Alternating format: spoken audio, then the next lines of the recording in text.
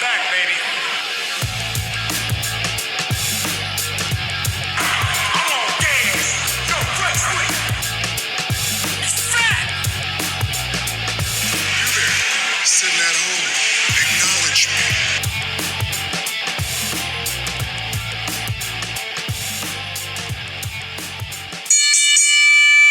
Hey, what's going on, everybody? Welcome to another episode of the best wrestling podcast on Spotify, done by a fat guy and another guy. That's right. This is the Turnbuckle Weekly Podcast. I am, as always, your host, the Ayatollah of getting stoned, the Sultan of Sativa, Casey. With me, as always, is my co-host, your co-host, my tag team partner, my hetero life mate, and the walking botchamania reel, Leon. How you doing today, buddy? I'm ready to go. Let's Are you do ready? it. See, I'm ready to go too, and I'm going to tell you why I'm ready to go. See, I've got a couple guys on this WWE roster I really, really dig. Some of them I like to cheer. Some of them I like to boo. This one today is someone that everyone loves to boo, and I'm here for it. So I'm not going to eat up any more of his airtime. We're just going to get to it. We have Tyler Santos today. Everybody, how you doing, buddy? Well, I mean, I don't get why people like to boo me, apparently, but, people are ignorant. That's what it is. That's how it is. I can't change people's minds how they feel about me. But I'd say I'm a pretty good guy, but, people are ignorant. I'm going to tell you, that's actually like the first question I wrote down today. I was just thinking about, like, the first time we saw you enter into a ring, like, we started going to the shows, as we've said before on the show, at the Independence Day show, me and him made a habit to bring my kids, bring our families out to come have it. You and Mex come out, which we'll get to in a minute, because Mex is my boy. I love that guy so much. I shout him out every single show. That's my dude.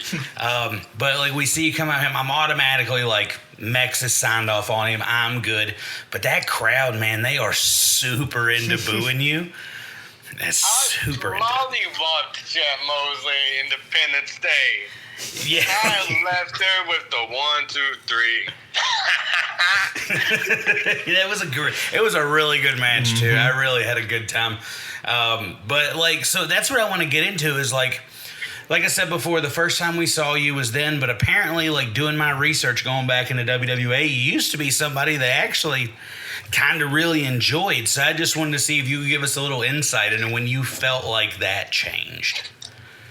When that change is when that change is I got tired of everyone and being like all of them, because all of them are pathetic, and that's what all the WWE fans need to know, that I don't need their approval anymore. Well, I mean, fair enough, but yeah, there's got to come a time though when you're like, maybe these people aren't the problem. Maybe it's me. You ever get that? You know? Me. I don't. Who is this? Yeah. So here's the thing. He's I don't like. Who's this guy? This is Leon talking to you over here that said he's the one over here trying to antagonize our guest. I've asked him several times, don't stir up the guest, but he doesn't listen. I mean, I can tell. I mean, like, he does not listen. He's not. He should just be listening to me talk. And like, I don't get why is this dude like trying to like make me feel bad or something. I'm not trying to make you feel bad. I'm just like it's a personal problem that I have. I'll tell you what, he's really close. He's gotten really close with Munchie, and I think that's just kind of like he's rolling off. Oh, he's really close with Munchie. Yeah, he's a big Munchie guy. I mean, we had him on the show. He was great. Is he literally laughing? No. No, I was. Oh, now he's laughing. Now he thinks it's a joke. Yeah. See, this guy over here, man, I try this all the time. I try to, like, show him what the cool stuff is, who the cool people are. He doesn't want to listen to me. He's all over, like, guys like Jet Mosley and stuff like that while I'm sitting here. I never once have said, though I won't deny, Jet Mosley is great, but I never said I was a huge fan, but I am a fan. However, I do think... You have a poster of Munchie Gonzalez in your bedroom, okay? I get it. It's okay, man. No, but he does have a poster of high society in our studio. I do. He does have that. He has high society in here. But, you know, I'm telling you, man, me and this guy argue about wrestling. He's a little bit younger than I am. I'm of the Attitude Era age. Like, I actually remember that going on. This guy here, a little bit younger, try to put him on to, you know, what's really good out there. He didn't want to listen. I had Clay Williams on the show. Clay give us some of his time. I was very gracious. This guy over here antagonizing the whole time. I still have beef with Clay, but that's okay. Clay was talking good about me, saying that I should, like, you know, be Munchie Gonzalez like next weekend, in which that's the plan, obviously, because like I despise Munchie and he's a liar. He's not even a lion. Like, what makes him a lion? Plus, I beat him in a no holds barred match, so I'm like the lion tamer right now. By the way, that's actually dope. Shouts out to Chris Jericho. That's my all-time favorite wrestler. But so I want to get into that because like I'm not really familiar with anything before, you know, like I guess July of this year. So if I've got this right, you, Munchie, I don't have the other guy's name in front of me, and then Dash Licardo, we're all in the Dynasty together. You were all friends. Montage Montana. Dash Licardo, Munchie Gonzalez, Montage Montana, and Mad Megs. That was my family. Shouts out to Megs. Again, that's my dude, man. I love that guy. So what happened? Like, where? How did we go from, you know, we're this unit, we're running through this roster, you know, all this, that, and the other, to, I mean, we watched you wrestle. What was it, Dash? He wrestled in Litchfield the other night? Yes, and I'm molly about this dude. Dropped on his head, and I left with the W. In front of his grandmother, whom you taunted. Yeah. That's what I'm trying to figure out. How do we go from here to here? Give us some of the story. How did you guys get together? Where did things go wrong? Be as candid as you need to be. Okay, so all of this, you know how much, because I listened to Munchie Gonzalez's podcast because just to like get a feel for things on y'all's podcast. Appreciate that I like was listening to your podcast, by the way. Yeah, we really appreciate that. Yeah, we do. Thanks. Yeah, it's good, somewhat. But I listened to his whole episode where he was talking about how he won the national title, but he did not mention that when it was his career versus title, that the Nestezo Dynasty, before we were formed that night, and we helped him to beat Clay Williams for the national title. He did not mention that, by the way. He did not mention that at all. No, he didn't. And now that you're saying, this is news to me. Because at the end of the match, Clay Williams was molly-whopping Munchie Gonzalez. But if it wasn't for me, if it wasn't for Montage Montana, and if it wasn't for Dash Licardo and Mad Megs, Munchie Gonzalez would have been in retirement. He would have been retired, and Clay Williams would still been national champ. But us four made sure that Munchie Gonzalez walked out with the national title that night, which, looking back at it, I kind of regret it, but, you know, I was able to be with my family at the time, which they all seem to not be in agreement with me right now. We're not all on the same page right now because I have to make opportunities for myself. Are you sure that's the reason, or? I have to make opportunities for myself, obviously. What are you trying to say?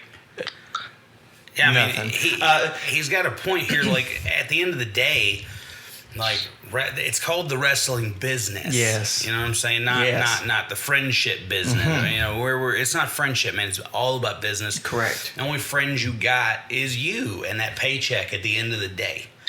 We're trying to get titles, get money. That's the goal here at the end of the day. So I can understand, even though like I really mess with Dash and Munchie's pretty fun to watch. I have a good time. I got to be in agreement here with the guest. You're a little naive, man. I'm not naive. Show the guest some respect. I've got it. He has my respect. I'm not saying that I don't respect Tyler. I don't feel the respect though. That's the other thing, pal. Yeah, that's a big deal, man. Like, I mean, and I do also want to apologize on behalf of one of my children to you. We went to a show here recently in Owensboro, and my son decided that as you were walking out, that you needed to see that he had that Dash Licardo flag. He waved that very disrespectful at you. I did ground him when we got home. I was like, you are That grounded. is good parenting. Good parenting. From Well, he turned around. He said, Casey?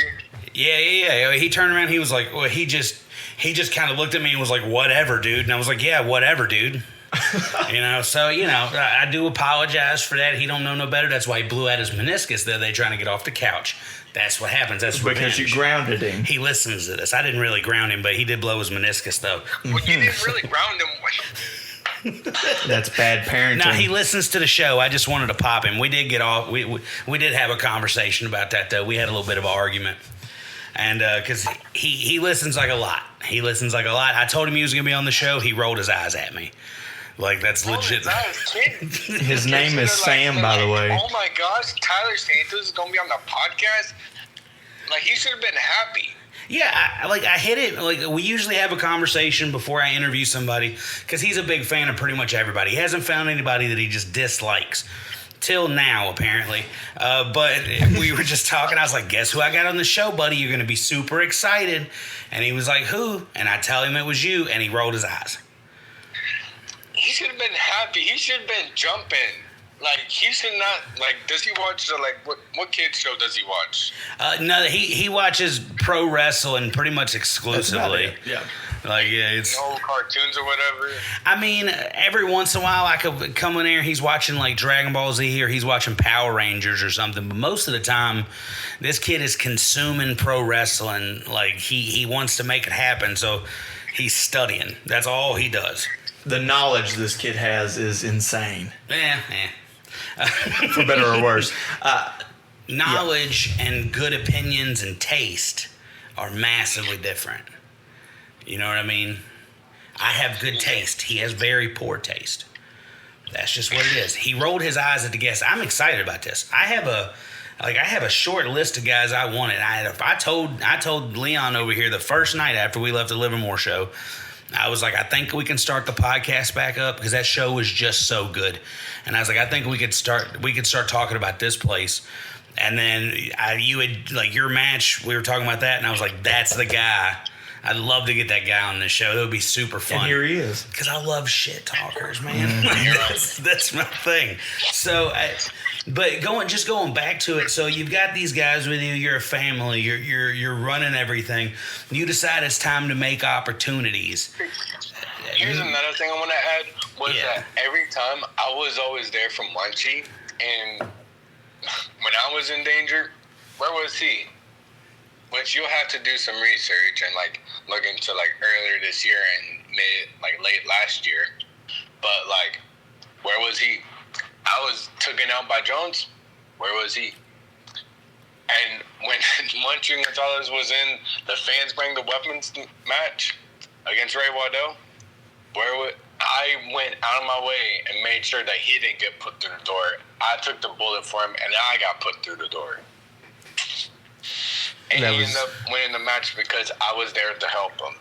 And then if you watch, it was Halloween Hell last year, that when Munchie Gonzalez won his match, because I was there to make sure that happened, I took the bullet for him.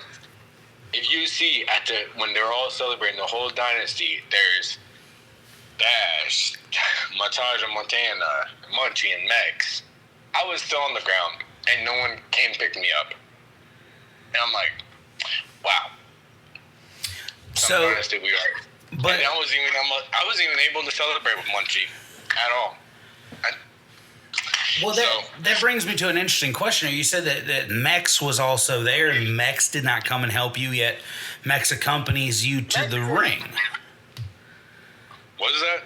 I said, Mex accompanies you to the ring now, but you listed him as people who did not come and check on you. What separated Mex from Munchie, and what separated that from him from everybody else? Because Mex listens to me. He listened to me. He understood what needed to be done. We both communicated, and we both understood what needed to be done. And when the dynasty broke up because Munchie is selfish and he only cares about himself, he wanted to go to the challenge for the WA title in was it Eddyville, and he lost because he was outnumbered. It was the throne against Munchie Gonzalez. It was the throne in the dynasty. Munchie Gonzalez would have been WWE champion, but it's not because Munchie is selfish, only cares about himself. Man, you look like you want to say something, Leon. Go for it, man. Well, I don't like antagonizing the guest, but here we go. talking about selfishness, Tyler, you've been known to be the same way. Selfish. I've been the same way. At certain points, I'm sure. How? I don't know. You tell me. Hey, no, you're the one making the accusation. I was just taking a guess. Amigo. I mean, Leon, this is why people. You know, I talked to somebody, and they had mentioned some stories about you while traveling to the different shows, Dash Licardo, and not to throw him under the bus. But you seem to have a lot of heat and get picked on by certain members of the roster. Is it something that you ask for, or are you just kind of in the middle of it all? Wow. I'm just wondering. I'm just curious. Get to the point. I think what he's getting at is we have been told by a few different guests and just like passing conversations when we come to the shows that you seem to be the target of some real bully, like some bullying, man. Yeah, like, they bully you is what we've been disagree. told. They'd say they like to pick on you, they rib you a lot. And like that's what he's getting I'm at. just an innocent man just trying to live life day by day, and I just get misjudged, misunderstood. I'm just trying to be the best person I can, but it is apparently sometimes it just happens. It just happens. Yeah, for sure, mate. Because like I'll tell you something that I've just noticed. I've noticed at the last couple shows, I've gone to the merch table a couple times. I see your shirt sitting there, and I say, "Hey, did you buy one? By the way, did you buy one?" That's what I'm getting to. I have tried about 4 different times, and every time I do, the lady at the merch table tells me either A, that she only has one shirt left in one size that is not mine, or she is out of my size shirts. So that tells me it tells me several things. Number one, these people boo you. This roster picks on you. However, why is your merch sold out? Why can't I get my hands on your shirts? Because I'm sorry, my dog is like interrupt. It's like wants me to pet her because see, even my dog thinks I'm a good man. Right. The shirts are unavailable because people want them. It's That's supply right. and demand. Mm-hmm. Well, you just have to be on the lookout whenever I post, whenever I get a new shirt design out. Oh, dude, I've been watching so hard. Like, my goal is to at least have a shirt of everybody that I'm liking. Because I'm a child. I wear graphic T-shirts and jorts. Like, that's how I dress. That is how I dress. I can't complain. Wrestling shirts are pretty cool. Yeah, like wrestling shirts or band shirts. Right now, we're wearing our merch, which I've gotten picked on at work because we have our own merch now. And we wear it. We do. And we love it. It's great. And we're going to wear it to every show so everybody knows exactly who we are. So that at the next show, you will know who I am. Isn't that wonderful? Slap him. I wouldn't go that far, but, you know. Slap him hard. But, so, I want to dig a little bit further back, though, because I'm always interested in how people get in contact with Chris Waddell. We did a show with him. He's a super entertaining cat.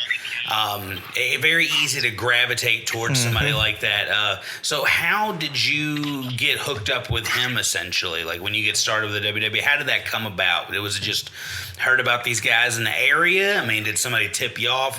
What's that story? When did it all start?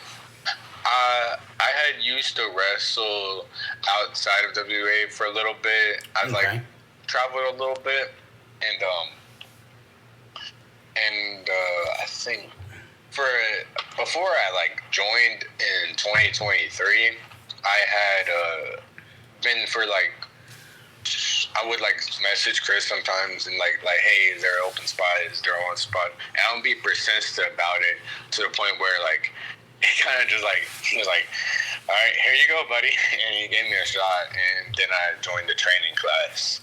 And I think from 2023 to last year, I had been training for a year and a half, I would say, because it was like August that I know.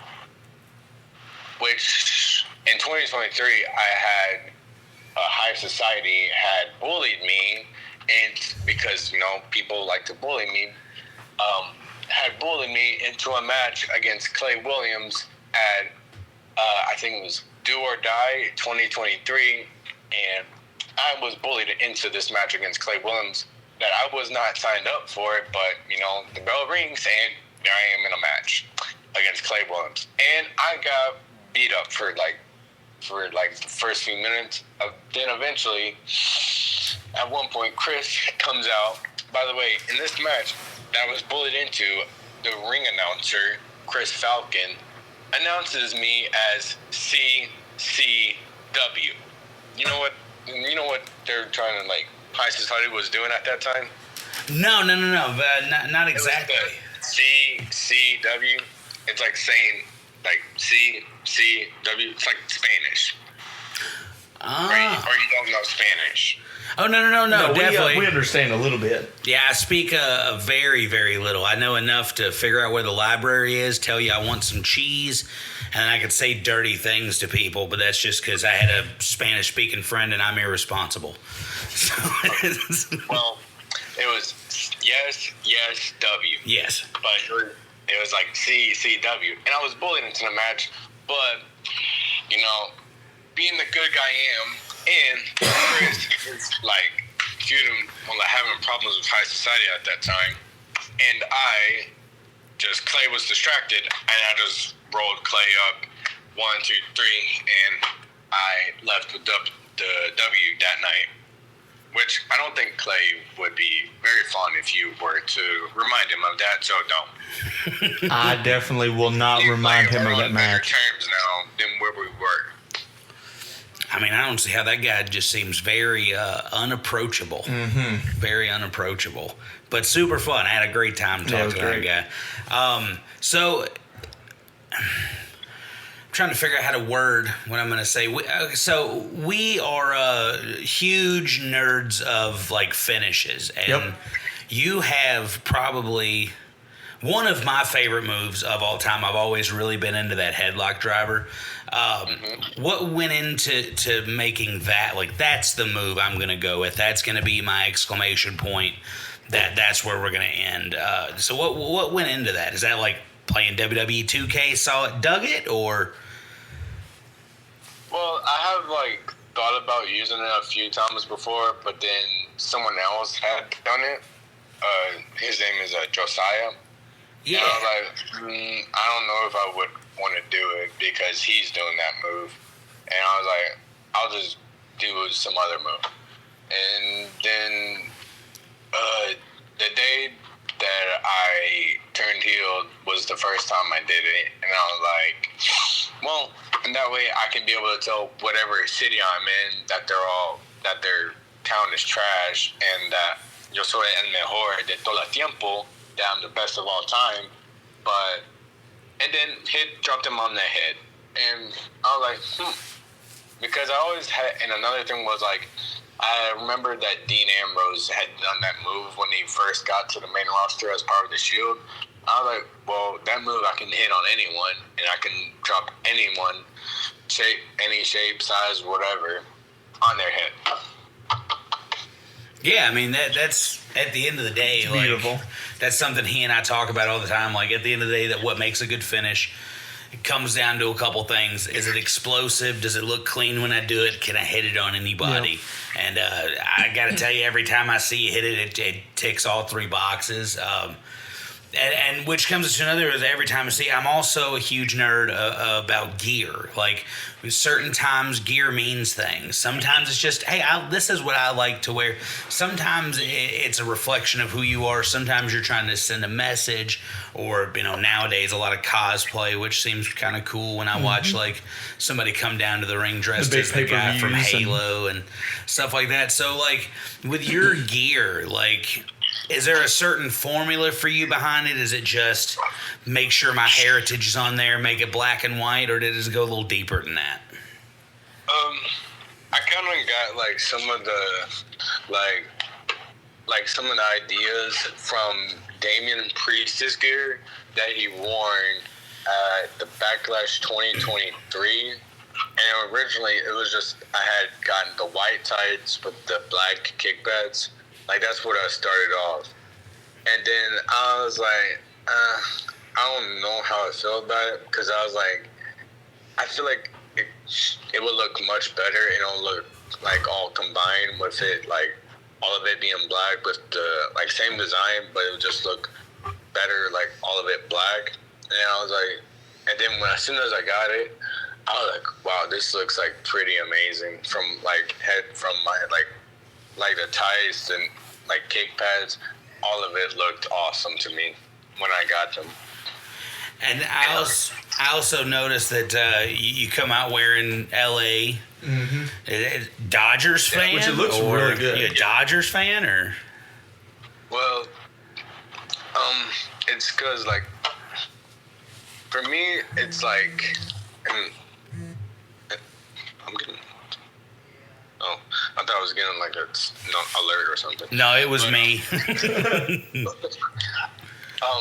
It's like in Los Angeles, it's like there's like a bunch of Latinos and like Hispanics, and I want to be able to represent them. And for me, even though LA like means like the Los Angeles Dodgers, but like in my own way, for me it means like Latin America. I dig that. I like it. I dig that. See, I'm a baseball fan to an extent. I'm a big Atlanta Braves fan. So when I see like the Dodgers, I was like, I want to talk so much baseball trash right now. Like so, but I always have to check now. But not that much. Yeah. I've kind of fell out of it just because like we were forced to play it when I was a kid, and I hated playing it, but I liked watching it. So I got this weird relationship with like if the Braves or got something popped off, like I'm gonna watch it. If the Yankees got something popped off, I mean the Yankees are one of the most prolific teams in baseball. I got to see what they got going on. Other than that, like. I just like talking a lot of trash. But you got to make sure nowadays, because some folks, like I walked up to somebody the other day, they were wearing like a Dragon Ball Z hat. I said something about the Dragon Ball Z. They had no idea what I was talking about.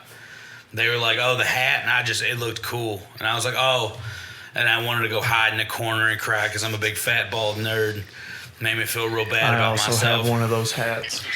I should have known they were muscular and good looking. I was like, they don't know anime. I ran away. I got real sad. I was like, I'm a little piggy boy, and I went home and cried. Poor Casey. Poor Casey.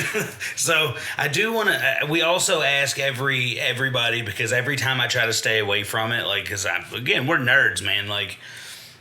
So, I can tell, especially your co-host. Oh, dude, this guy. I appreciate that very much. Let me tell you something about this guy over here. This guy played like a bunch of it's like played WWE 2K19 like in a crazy amount of time. 1,889 hours. And would you believe he's married? Like almost 2,000 hours in that game.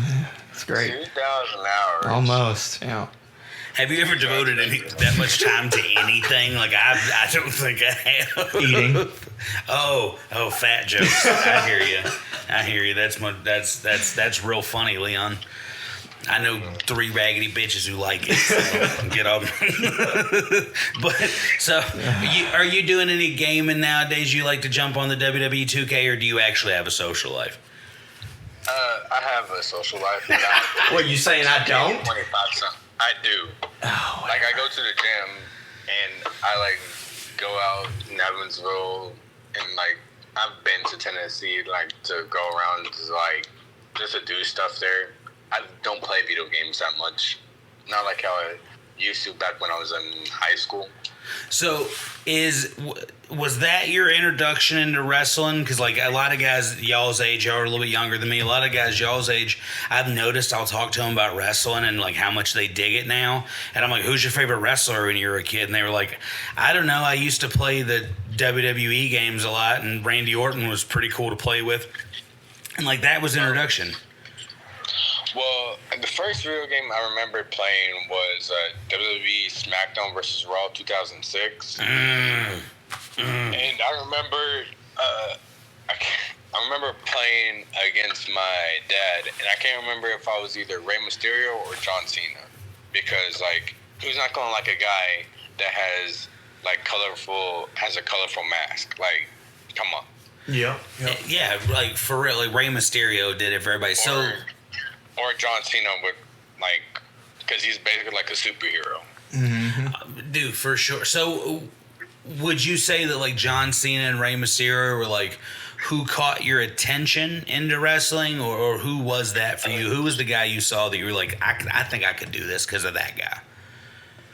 It was like them two and Triple H.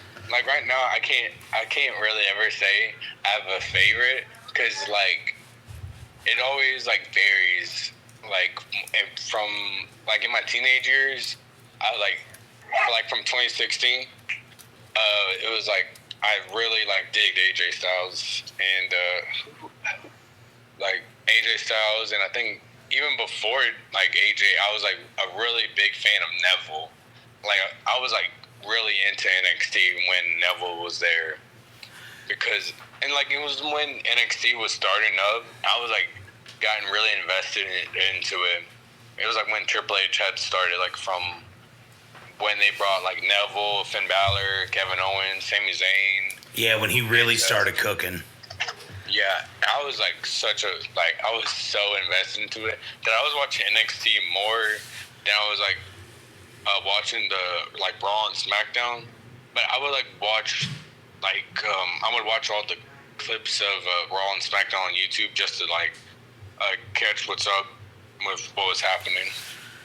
Dude. Even though, like, during that time, SmackDown was taped.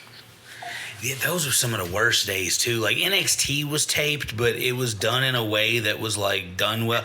That was a whole different... I started lapsing right around that time because, you know, like, Punk was kind of winding down. He was keeping me in there because at least he was keeping it interesting. And, like, I'm sitting down one day and just bored trying to find something to do. I had a little bit of a drug problem and just had a lot of time to burn. So I was sitting around and... like, just watching TV, and one of my buddies come over, and he said something about wrestling, and he was like, man, you gotta check out NXT. And the last thing I heard about NXT was that dumb game show they did. So, it was the worst. Yeah. It was the worst. And I think even it's always, like, started revamping up, like, around 2012 when they introduced the NXT title, and then Seth Rollins had became their first champion. Yeah. I even, when I was, like, so invested into it, I, like, try to, like, rewatch, like, old episodes of it, like, when, like, Seth was, like, doing the tournament, or when Big E, like, won the title, defeating Seth Rollins, when, like, they had, like, the finish of that was, like, when the Shield had came in, because the Shield did start in NXT too, but then they moved to the main roster. See, that's like, when... the whole NXT locker room had, like, came out and, like, assisted and got the Shield out, because that's how much of the Shield was, and they're all, like, all that crowd that night like was popped for Big E winning defeating Seth Rollins to become the second ever NXT Tag Team Champion. See, that's when I started on that show. I think like my first episode of that show was like Neville and Oliver Gray, I think was his name, had won the tag belts. Oliver Gray, when they won the NXT Tag Team Champions. Yeah. I think on that episode they were talking about Oliver Gray was hurt, so they replaced him with Corey Graves. And I was watching those two go through it, and like Bray Wyatt. But Bray Wyatt was like, I'm watching it and really kind of like, I just check it here and there. I'm watching Bray Wyatt, and I was like, that's that dude from the old game show. Like, I was like, that's Husky Harris. I was like, all right. And I was like, all right, let me check this out. Because I dig horror and like spooky stuff. So I see this like spooky Southern like cult leader gimmick going on. And I was like, I know what I'm going to do. That guy looks like me. We're both fat. We got beards. I'm going to go jump in the back of a furniture store and take bumps. It's like, that's what I'm going to do. Because why not, you know? Like, yeah, that was my moment. And I called my mom and I was like, I'm going to go get body slammed. That's what I'm going to do with my life. And she was like, okay. Just hung up the phone. So when you had that conversation with your parents, like, this is what I want to do, did you get immediate support, or was it like, college and then maybe that? Or like, what was your experience there, if you don't mind sharing? Well, my mom and my dad both knew I wanted to be a wrestler, so they kind of just accepted it. And that's awesome. I'm glad to see that nowadays. Like my generation, my part of the generation, we got a lot of like, no, like don't do that. Mm-hmm. Go be a barber or something. Like, yeah, don't do that. Go to school. I mean, sometimes like, honestly, sometimes there's like, you could have like done this or done something else, but like they always knew I've always wanted to do wrestling. I mean, yeah, dude. I mean, I really dig that. Like, it always gets me anytime, like, because I tell my kids all the time, like, they'll be like, can I do this? And I'm like, dude, you could do whatever you want to do. I've got a daughter. She's taking nursing courses now because she's a smart kid. And she's like, I think this is what I'm going to do. I'm like, dude, I don't give a damn what you do. Like, be happy. Make sure you can pay your bills. Make sure you can, just live a little bit. You go do whatever you want to do. Then I got the youngest. I want to be a YouTuber. All right, man. If you want to be a YouTuber, big dog, just like hit it up. Just make sure you're making money. Make sure you're happy. The minute it feels like it's a job, man, you got to move on to the next thing. And then there's the middle one that wants to wrestle. That got up off the couch and blew his meniscus. I'm going to keep talking about that. It blows my mind. Meniscus blown. All he did was get up and his knee exploded. It went. That was it. And I was like, big dog, and he wants to wrestle. Anyway, the only thing that stops him is like air and opportunity. So, but see, that's what I keep telling him. Chris Waddell told him to give him a shot on the podcast. He was like, you turn old enough and you come talk to me, I'll give you a shot and let you do a tryout. And then he blew his knee out, and I was like, well, big fella, I don't know if that's going to happen. We're going to have to work on them legs, man. We had to do some leg presses. And he's super into this thing, man. And it's also really cool just as a parent. Like you said, somebody playing that game with your dad, like he's got to be sitting there with some kind of like special joy, being like, this is something I shared with him, and now it's continuing to make him happy, and he's doing it and making him happy. Like, that's super dope. I know you're like, I know you didn't want to get into all this mushy stuff. You wanted to really bully Leon, and I do too. We're going to get back to that in just a minute. I'm used to it at this point, and that's okay. Terrible co-host, but I'll settle for what I can. That's why I make sure his intro accurately describes him. The dark match that went too long. Because I am just the king of the Botchamania reels out. No, you are a human Botchamania. I am not, though. I do stuff right. Specifically, the you talk too much, the Taz one. I remember that. Sure you do your job right. It now, sound like you are. I can tell you, this guy over here is a complete and total WWA nerd. As soon as he discovered you guys existed over there. He comes to me immediately. Because I told him he wants to get trained. Like, he told me, like, I'd love to go get trained and stuff like that. And I was like, well, there's a school, like a company that, like, they run a little school and teach you how to wrestle right at Owensboro, Evansville, like that area. And he's like, oh, okay. And then a couple months later, I guess his mind wiped, and he was like, do you know what the WWA is? And I was like, yes, we've talked about this. So he went into like a WWA rabbit hole. Before we went to the first show, he knew who Natural Causes was. Yeah. When we went to the show. You are that much of a nerd. I love like, WWE. It's wonderful. He knew who they were. So this guy's done his research. You know who them two are. Obviously, you're a nerd.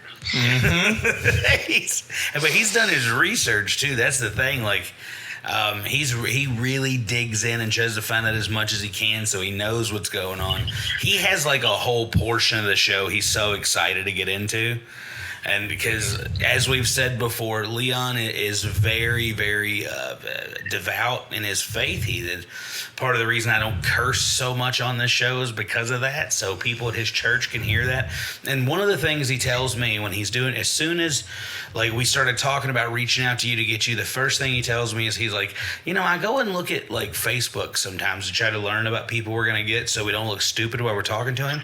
He's like, and he posts the same thing over and over and over. It's continuous, day after day after day. And he said, and he just puts on Facebook, God is good, or something like that. I forget the exact conversation we had. So this guy is super, because half of our guests have either been atheists or just don't care to talk about it. But this guy right here was like, I really want to talk to him about this. Because I'm curious. We debate. We're planning an episode that we've been trying to do. We're just getting our stuff together. When I was a kid, I went to a church function in a Goldberg shirt. I was told that the Goldberg shirt was idolatry, and that if I liked professional wrestling, I would burn in hell for all of eternity. I immediately quit going to church for a couple of years. So, like, we have an episode planned of, like, is it idolatry? Is this something that is so... I've always tried to give him his equal time, but when I was like, dude, we locked down Santos, we're going to talk to him, he was like, I'm going to bring up our faith so I can share a moment with someone who's not an atheist on this show for once. So I'm gonna go ahead and hand the reins over to you guys for a minute, let y'all go, and I'll chime in here and there. Okay. So like you said, I'm kind of a nerd and I like doing my research. But I'm also a guy who is really excited to see other people who love professional wrestling, but also have faith too. So has that always been something that you've really kind of held dear, is like kind of your faith and a mix of wrestling, or have you not always had faith, or how did that come about? I mean, I've always had faith. I mean, for me, like,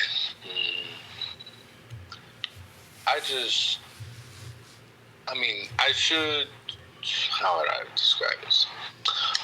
I mean, I always try to, like, lead, I wouldn't say lead by example. I always just try to, like, be the best version of myself that I can, and, like, try to, like, love everyone the best I can, and, like, just to...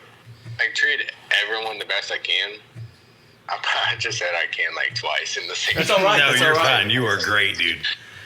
And it's like always like just show love to everyone, no matter if they're atheists or what, or it's like, or whatever religion that like they believe in. Mm-hmm. I always just try to always show love to each person.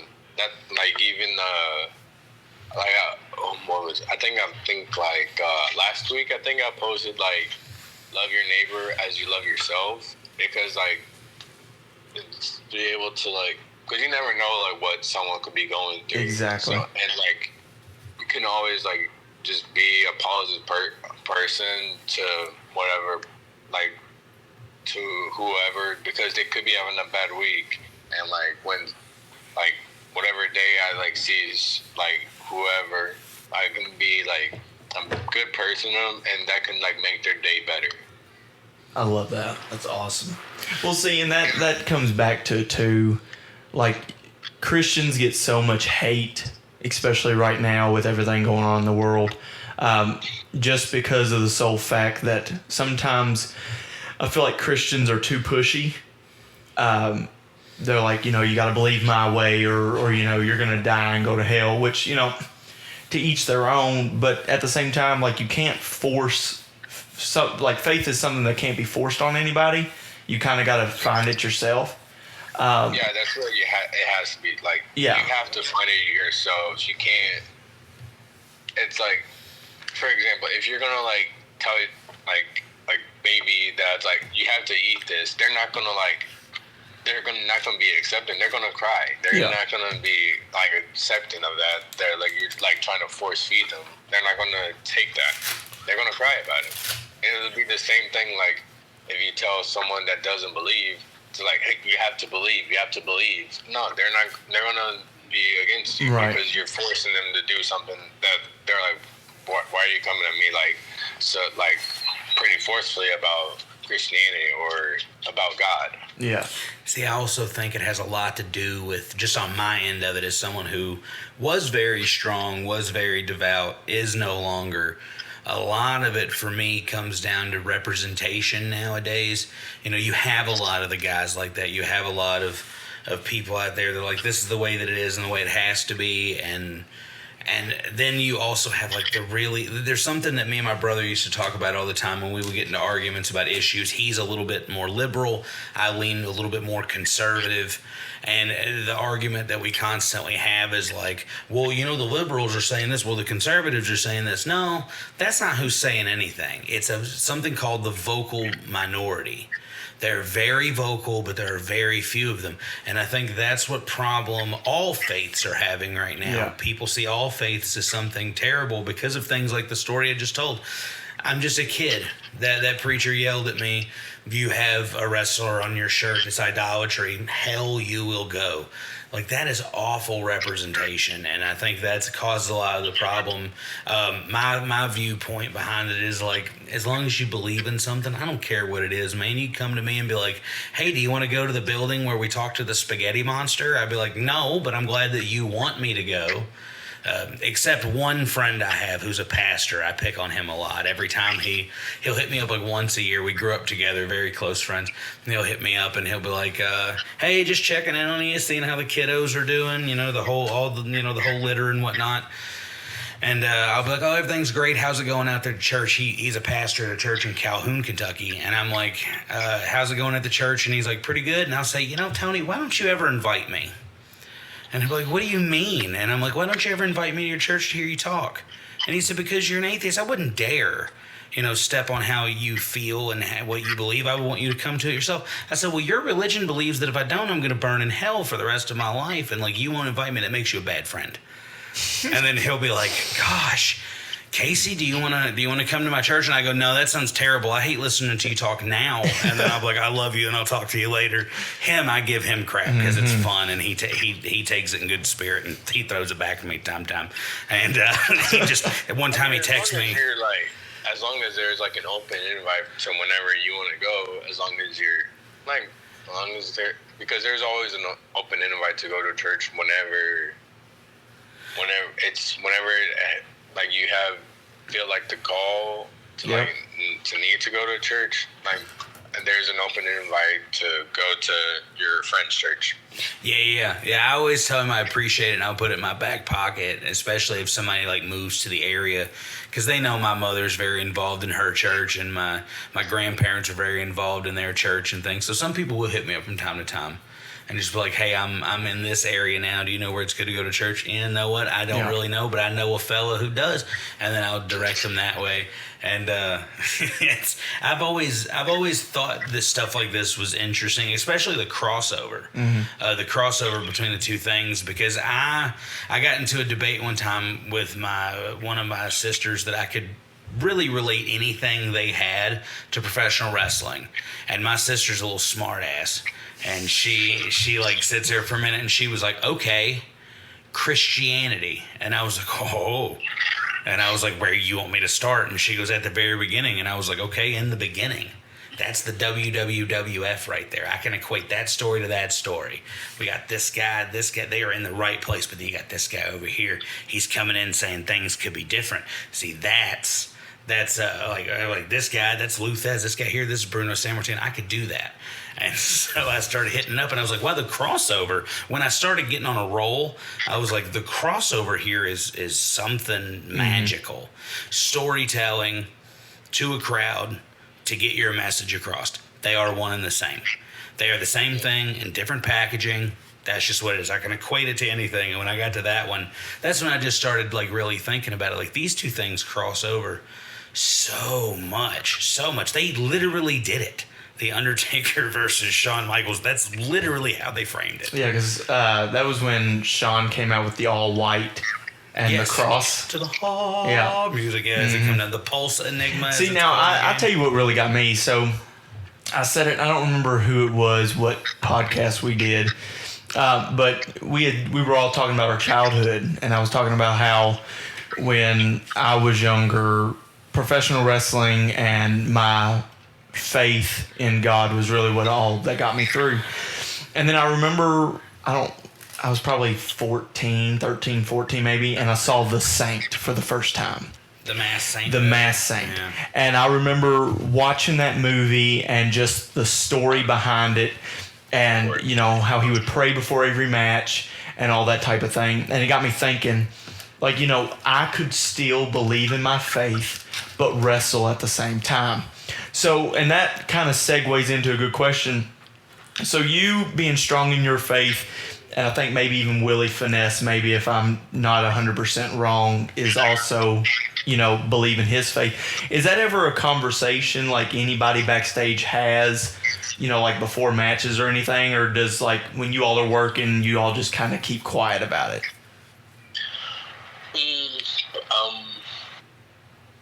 I mean, we'll talk about it if we like want to talk about it, but it's usually we're just like mainly like focused on the show and like to perform the best that we can in front of the paying audience to the best we can. Right.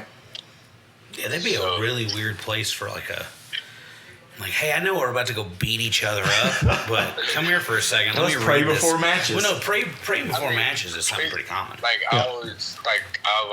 Sometimes I've always tried to pray before my matches. Like, even, like, I've seen, like, Max pray before his matches. And, like, in WWE, there's, like, a whole, like, there's, like, people that have, like, different backgrounds and that believe in, like, different religions. Like, some are Christian, some are atheists. Some, right. Like, we're all, like, a weird bunch of people that all love the same thing and perform in front of people that are in front of the paying audience that comes to see the best show around in the tri-state area. Yep. It is hands down. Yeah. I mean, which is where I am going to start shifting back to the show because, like I said, we're going to talk about this guy because I have to, and you mentioned him again, so I got to talk about him. Max. So, little backstory with Max and like my experiences with him. I used to do this show back in the day, and I stopped for a little while, restarted, and a guy pointed me to the WWE roster and was like, these guys would love to talk with you. And he gives me a list of dudes, and he's like, hit them up in this order, and number one was Max. I hit Max up within 10, 15 minutes. I had given him the explanation of what's going on. He was like, dude, I'll be on, no problem. I got to spend 2 hours with Max on the phone. When we talked, I was like, hey, Max, tight 45. And I was like, I got a pregnant girlfriend there that will get irritated with me if I'm in here too long. It's like tight 45. And he's like, cool, brother, no problem. We hit the button. By the time I hit stop, we had recorded 2 hours and like 37 minutes of some of the most entertaining stuff I've ever done. Is that guy just like an overflowing well of knowledge that you guys just sit underneath and lap it all up? Once you start talking to Max, you'll like think like how much time has gone by. He's so funny, man. Mm-hmm. How many? What's up? Oh, how many times have because he talked about it a lot during our episode. How many times does he talk about the adult movie background? He has not talked to me not that much. I think he has only mentioned it, like, I, like, overheard him talk about it once. I'm like, well then, okay. Hey, you do you, bud. Yeah, dude, he told me that, and he was no. like, I think he waited till we were on air to tell me. I don't remember because it's been so long ago, and I smoked so much reefer, it kind of fries the memory. But, like, I don't remember how it came up. But, like, because I didn't realize when they had directed me to him that he was of the shorter persuasion either. So that is how he led with it. He was like, yeah, it was an adult movie. They wanted someone my size, so I was like, let's go. And I was like, hold on a minute. And I was like, you don't just get to drop that porn bomb on me and act like you didn't just say that. I was like, rewind. We got to talk about this. Wait a minute. Yeah, I want to know how you guys aren't asking him everything about it. I was like, dude, I don't have 2 more hours to talk to him about the porno business, but now I need another podcast for this because this is so fun. Like, that dude is hilarious. Everybody has said exactly what you said every time I'm like, hey, do you have fun with Mex? And they were like, it's kind of hard to not. He just starts going, and that's the end of it. Y'all's dynamic is so great too. It is, yeah. We saw you in was it Livermore? He come out with Livermore. him. Yeah, Livermore cutting promo on Munchie. And then like everybody started booing you and saying that you sucked and stuff, and like he would hug you and you would like cover up your ears and stuff. I was like, man, they got a good relationship going on for real. Because, and another thing about Livermore is that they don't appreciate greatness That's when right. they see it. They really don't. They don't know. Like, I'm out there talking my talk, and they want to boo me. Like, come on now. Like, Yeah. come on. They didn't appreciate us when we walked in either. Listen, And here you are interrupting me, not letting me talk. When I'm trying to, like, say, when I went to throw out the challenge to face Munchie Gonzalez, where we first met at Nebo School, August 30th, and obviously Munchie accepts because he wants to, like, because there was a fluke victory, which he had a fluke victory, when it was a 2-1. But, I mean, I just want to beat Munchie Gonzalez again because I beat him in no holds barred, the fluke, and he had a fluke victory in a 2-1. And now I just want to end this for good and beat Munchie Gonzalez where it all started. so when you say where it all started, is this like a wrestling show you guys were at, or did you guys like know each other before the business? We knew each other before I joined WWE. He knew who I was when I was like, because I'm from, like, if you've seen the post on Facebook, it's I'm from Madison, Kentucky. Yeah. And it was like the poster of the show, and it says hold on and pull it up to what it said. That it's like when Munchie Gonzalez was in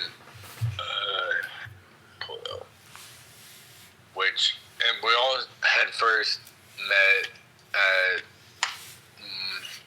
it was at Nebo School and for a different promotion. Oh shoot. And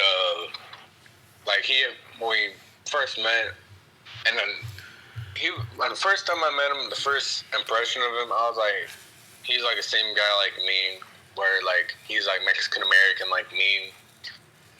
I mean, obviously I was better looking. I was skinny at the time, but I was better looking than him. But you know, each to their own. Each to their own. I'm not judging. And then I was like training at the time during that time, and he like, what was it?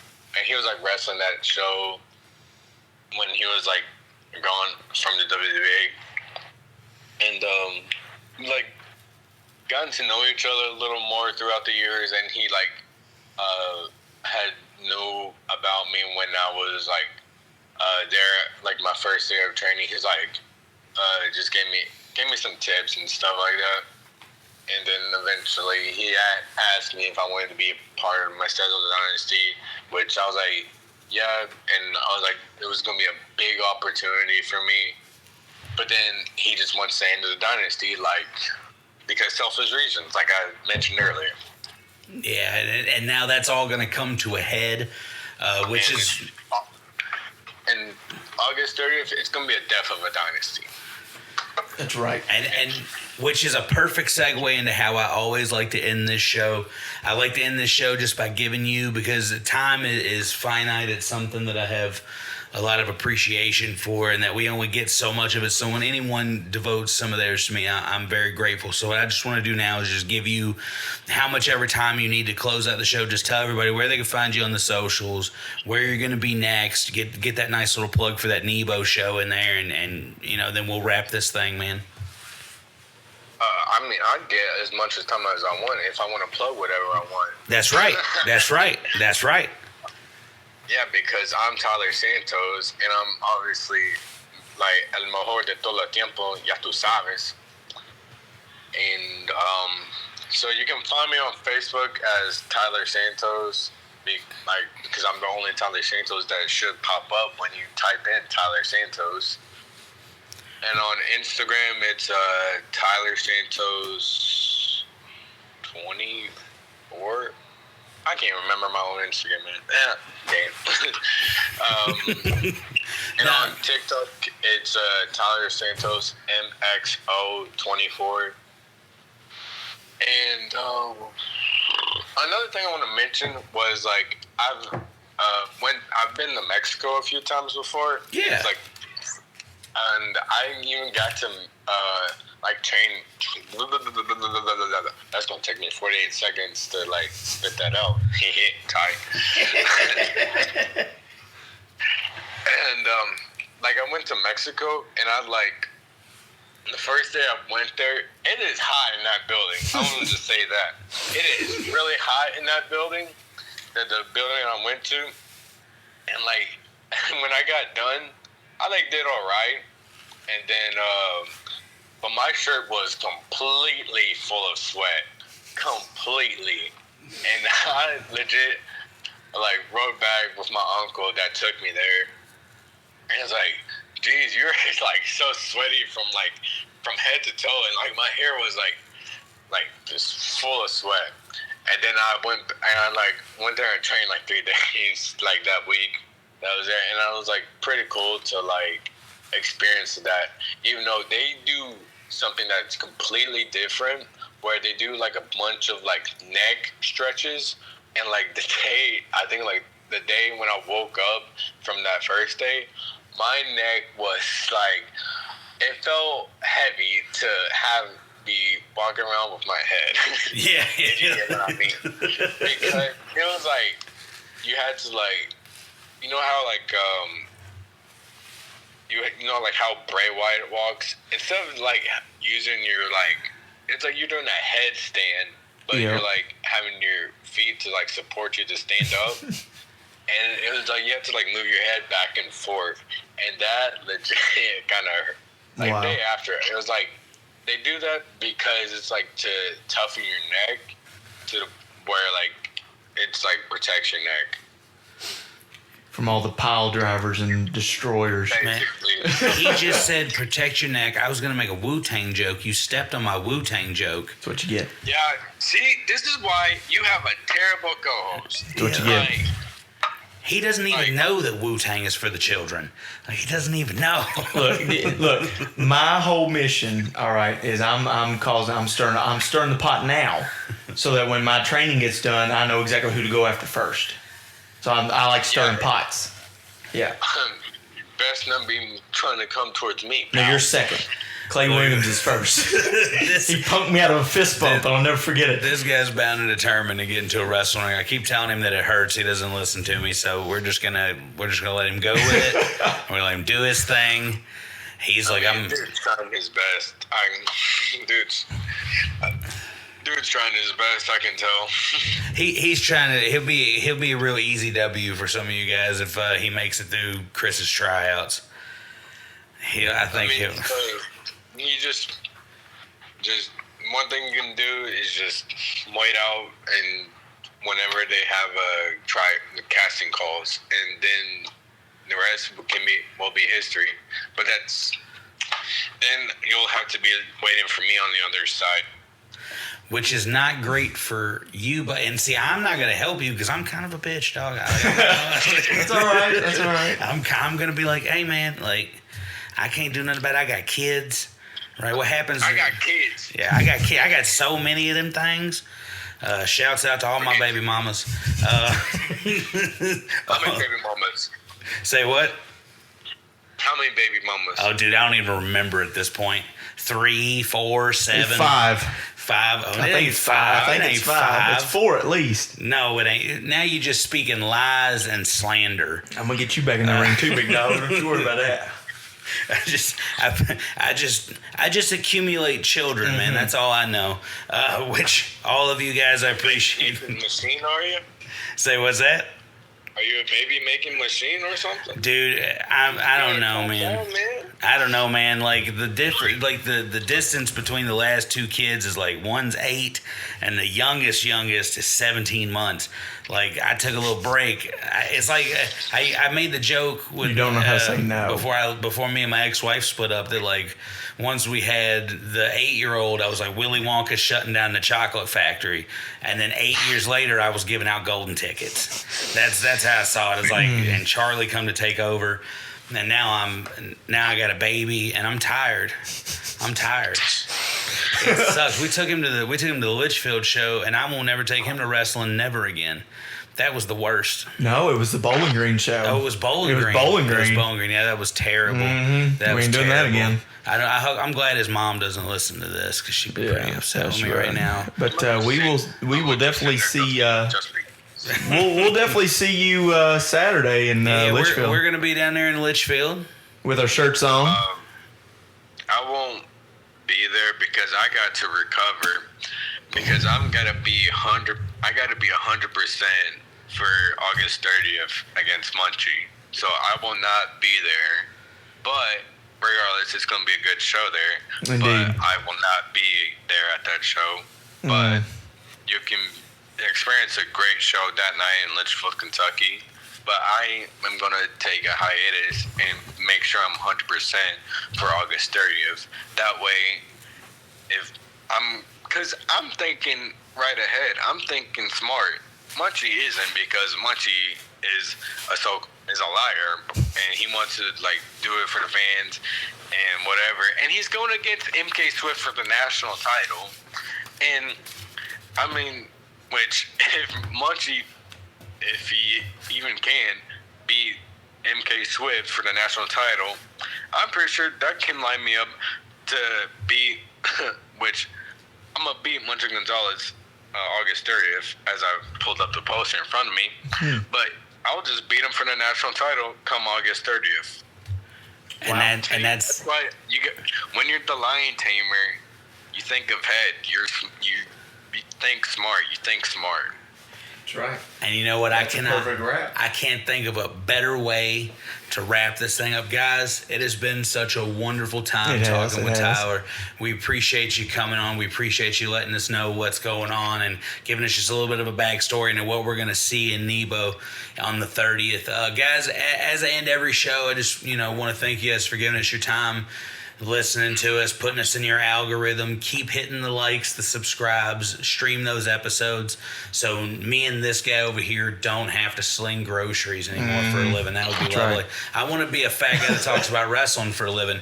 But guys, love yourselves, love one another, take care of each other so we can get through to watch this wonderful thing that we love called professional wrestling. And we'll catch y'all on the next one. Thanks, Mom. And it's going to be 1, 2, 3, no me ganas a mí.